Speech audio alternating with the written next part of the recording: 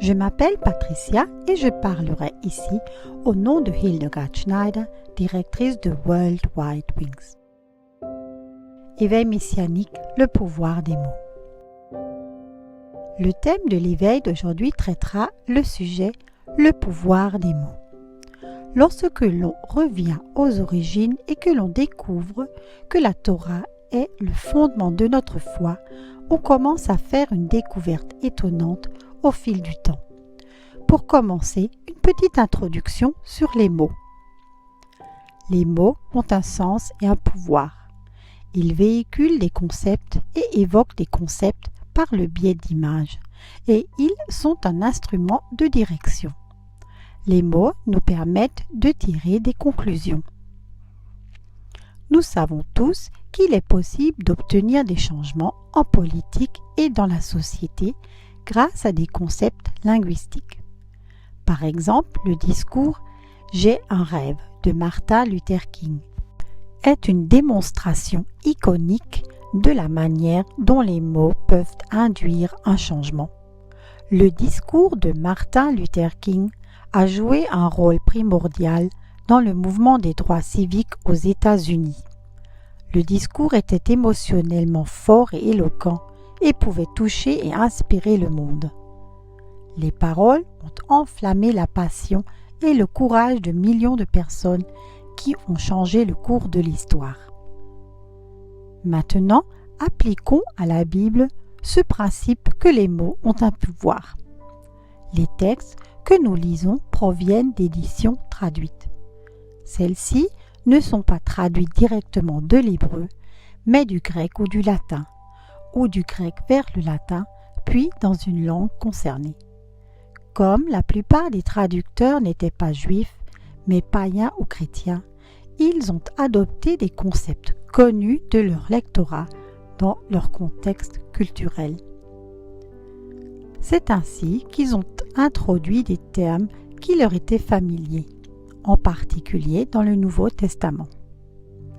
Les lieux de rassemblement étaient appelés églises.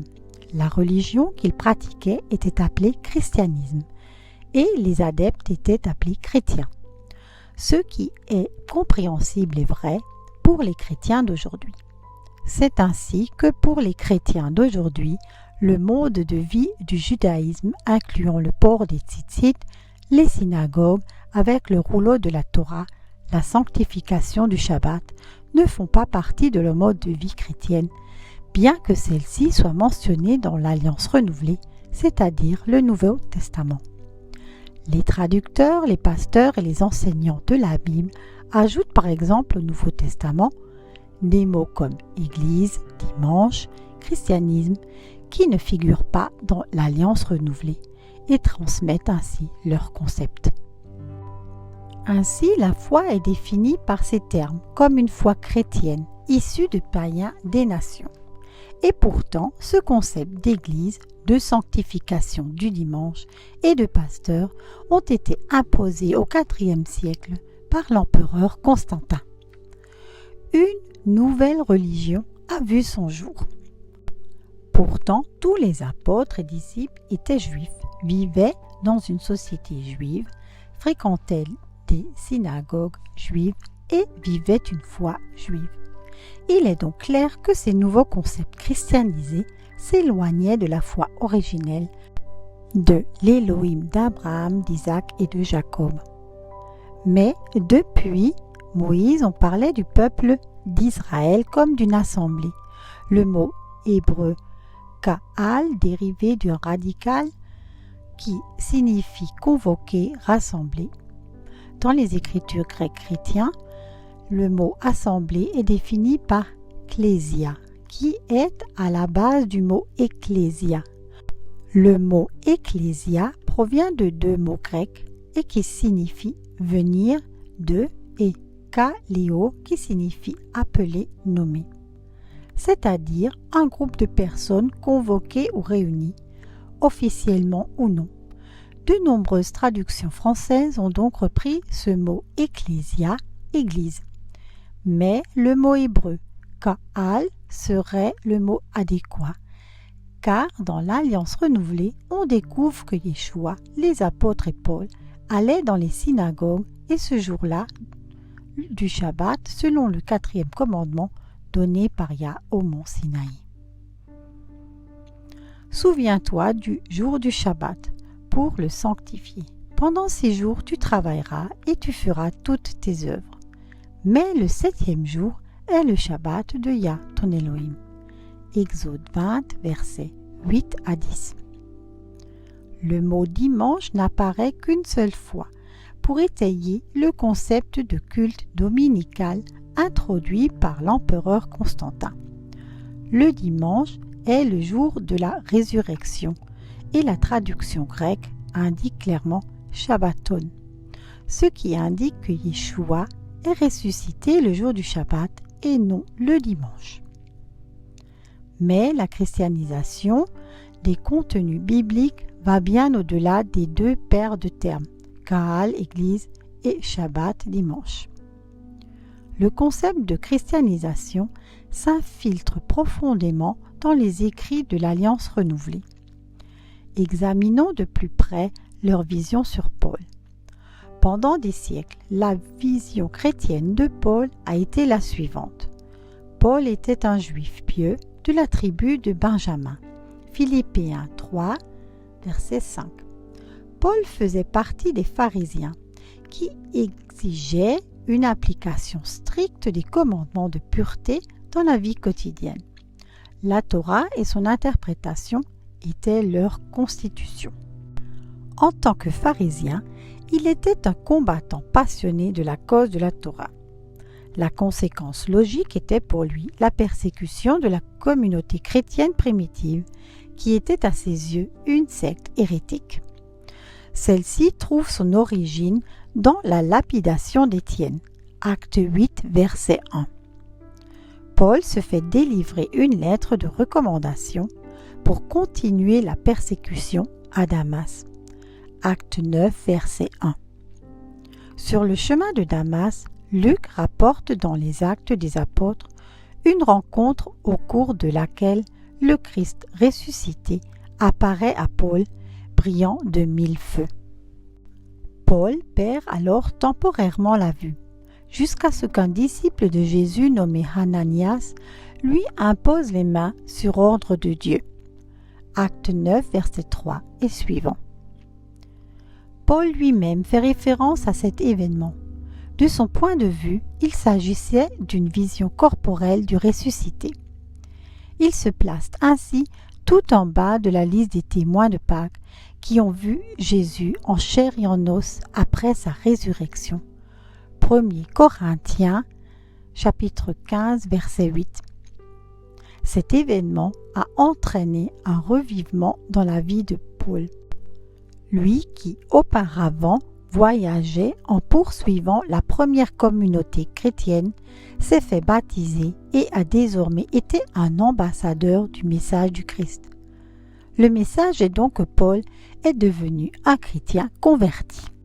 Par définition, se convertir signifie passer à une autre foi, ou, en d'autres termes, Paul a adopté une religion chrétienne et prouvé que l'ancienne, la foi hébraïque, était fausse. Et la nouvelle religion proclamait et proclame toujours encore que la loi, la Torah, n'est plus valable. Pourtant, Paul n'a jamais abandonné la Torah. Il a suivi ses fondements. Il a observé les fêtes décrites dans Lévitique 23. Il est allé à la synagogue le Shabbat et ses lettres montrent une pensée hébraïque en accord avec la Torah. Paul a reconnu en Yeshua le Messie, le salut annoncé dans la Torah. Paul ne s'est pas converti à une nouvelle religion. Il a reconnu ce que Moïse avait écrit au sujet de Yeshua, comme indiqué dans Jean 5, verset 46. D'un point de vue chrétien, l'apôtre Paul s'est converti d'une religion juive au christianisme. Il a abandonné ce qui était faux et s'est tourné vers ce qui était juste. Il a quitté la religion juive basée sur la Torah et a suivi la religion chrétienne. Il ne faut pas oublier qu'au IIe siècle, il n'y avait pas encore de canonisation du Nouveau Testament. La question se pose alors de savoir de quelles écritures Paul parlait-il. La Torah, bien sûr, et le terme christianisme n'existait même pas à l'époque de Paul. Paul dit dans Romains 10, « Car le but ultime de la loi, la Torah, c'est le Messie, pour la justice salvatrice de tout croyant. Car Moïse décrit la justice qui est issue de la Torah. L'homme qui a fait ces choses vivra par elle. » Paul se réfère clairement à la Torah. Et si les pasteurs ou les enseignants d'aujourd'hui enseigneraient sur le Messie à partir de la Torah et l'Évangile, comme le pratiquaient Paul et les apôtres. Mais ils affirment que l'enseignement de la Torah ne s'applique plus et mettent ainsi de côté les concepts fondamentaux de Yah dans 39 livres des Écritures hébraïques, tels que les concepts de pureté et d'impureté, de sanctification, de la foi, de ces fêtes qu'il ordonne de célébrer, des 10 commandements ou 10 paroles et du droit chemin pour entrer en étroite communion avec Yah. Bien sûr, il faut noter que pendant des générations et des siècles, les pasteurs ont été formés par un enseignement christianisé qu'ils n'ont pas remis en question et simplement transmis tel quel. Grâce au Ruach HaKodesh, de nombreux fidèles à travers le monde reviennent actuellement aux racines hébraïques et se tournent vers les enseignements de Yah. Il se pose donc la question: comment réagissent les enseignants? S'apprêtent-ils à vérifier? Aiment-ils la vérité plus que leur tradition? En payent-ils le prix? Il y a par exemple un pasteur aux États-Unis qui avait une méga communauté.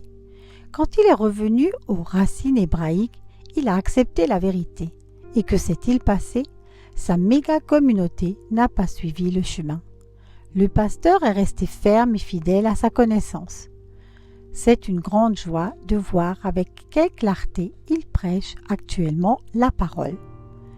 Si tu es dans ce combat, quelle est ta compréhension de la parole de Yeshua dans Matthieu 5, verset 19? Celui donc qui abolit l'un de ses plus petits commandements de la Torah et qui enseigne ainsi aux hommes sera appelé le plus petit dans le royaume des cieux. Mais celui qui les mettra en pratique et les enseignera, celui-là sera appelé grand dans le royaume des cieux.